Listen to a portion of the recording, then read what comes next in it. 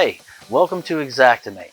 Today we're going to actually cover the 7 phases of Xactimate, how to open a claim and how to walk all the way through it to the end so you've got a completed file. We're going to give you some great training, tips and tricks, and attached in here you're also going to find several PDF documents that you're going to want to download because those are going to have some sample files that are pre-made and ready for you as if you had already scoped, measured, diagrammed, and prepared to write up a claim for Xactimate.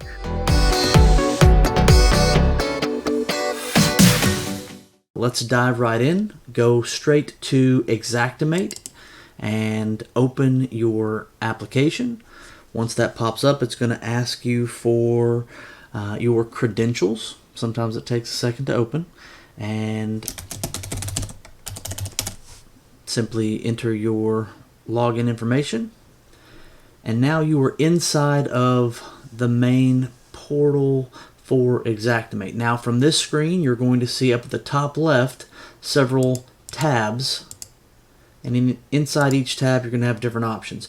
Typically, in the launch screen, you're not going to go off of this, the starting screen too often. The only time you really will is when you are going to the Xactimate tab and going to either Tools or Options to change your generic settings. Once you've done that once, you typically leave that alone. Mine is set when I hit Add New Project right here, this tab. It will launch a brand new estimate.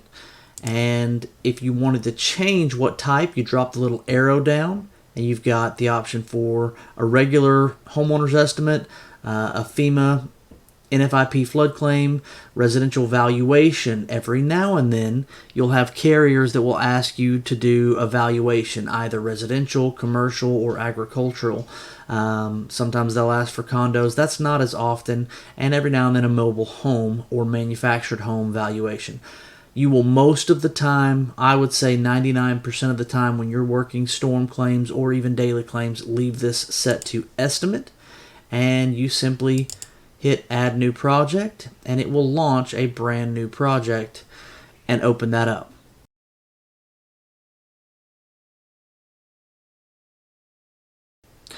Now, once you get in here, there are going to be 7 phases that we're going to walk through to teach you how to use Xactimate in a way that will get a file from the time you've received it to the time it is sent in to the carrier to be closed.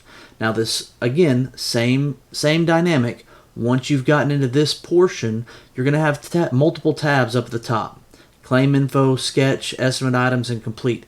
Same thing as on the other screen, the blue tab, which this one says project, you're not really going to go into unless you have specific things that you want to change inside of this project. But you rarely ever go into that tab. So for starters, phase 1, you're going to be in the claim info tab. And this is where the claim is going to be set up. You're going to do, inside of this tab, you've got multiple other tabs. And the only 3 that we're going to be using in phase 1 is insured info, coverage loss, and parameter. We'll circle back to these others later. But these are going to be the ones that you're going to use up front. And outside of that, up at the top left, you'll see images, this little icon. That's where you're going to load your photos. That would be phase 2. And here's where you can click load images and drop photos in, renumber, sort, label, do everything you need to do. We'll go into that a little later. To get out of this tab, Xactimate's a little bit quirky in the way that they've designed their program. So just know when you're done doing anything inside the photos, labeling, sorting, loading photos, there's no place to hit save. You simply hit the red X up at the top right and it will close that part of the window and you're back into the actual claim. You've got save and exit up at the top right, the ability to print at the top right, and you've got the ability to save again over here as you're going. I recommend you do this every now and then just to make sure if the app does crash, you don't lose any work and have to re-enter.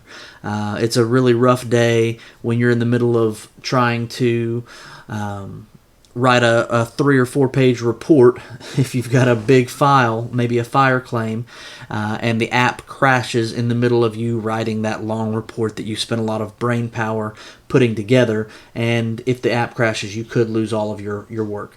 So as long as you hit save, it auto saves randomly at times, so you typically don't have to worry about losing the majority of your work unless you're doing photos or the actual report. So phase 3 is going to be our sketch tab right here at the top. Here's where we're going to be able to draw different items. We're going to be able to do interior diagrams, drawing our rooms, roof sketches. As you can see, there's a lot of drop-down tabs where you can draw different types of roofs or have access to different things.